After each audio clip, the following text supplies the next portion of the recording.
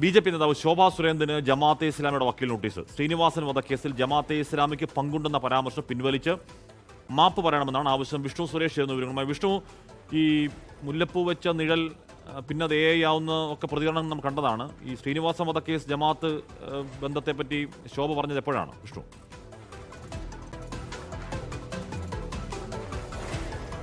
അഷ്മി, അതേ വാർത്താ സമ്മേളനത്തിൽ തന്നെയാണ് ശോഭാ സുരേന്ദ്രന്റെ ഭാഗത്ത് അത്തരത്തിൽ പരാമർശം ഉണ്ടായത് എന്നാണ് ജമാഅത്തെ ഇസ്ലാമി ചൂണ്ടിക്കാണിക്കുന്നത്.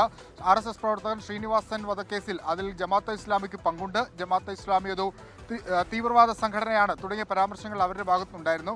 ഇതിനെതിരെയാണ് ഇപ്പോൾ അഡ്വക്കേറ്റ് അമീൻ ഹസൻ മുഖേന ജമാഅത്തെ ഇസ്ലാമി സംസ്ഥാന സെക്രട്ടറി ശിഹാബ് പൂക്കോട്ടൂർ വക്കീൽ നോട്ടീസ് അയച്ചിട്ടുള്ളത്. ഈ പരാമർശം പിൻവലിച്ച് മാപ്പ് പറയണം ശോഭാ സുരേന്ദ്രൻ, അതല്ലെങ്കിൽ 1 കോടി രൂപയുടെ നഷ്ടപരിഹാരം ആവശ്യപ്പെട്ടുകൊണ്ടാണ് ഇത്തരത്തിൽ ജമാഅത്തെ ഇസ്ലാമി ഒരു നോട്ടീസ് അയച്ചിട്ടുള്ളത്. ഇനിയിപ്പോൾ ഇതിൽ ശോഭയുടെ മറുപടിയാണ് പ്രതീക്ഷിക്കുന്നത്.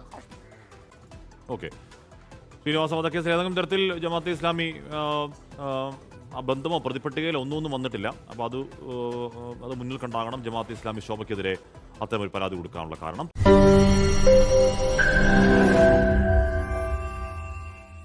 ലോകത്തെവിടെയായാലും ഏത് സമയത്തും 24 വാർത്തകളും ഓഗ്മെന്റഡ് റിയാലിറ്റി പാക്കേജുകളും എക്സ്പ്ലെയിനറുകളും വിശദമായി കാണാൻ ഞങ്ങളുടെ യൂട്യൂബ് ചാനൽ നിങ്ങൾക്ക് സബ്സ്ക്രൈബ് ചെയ്യാം.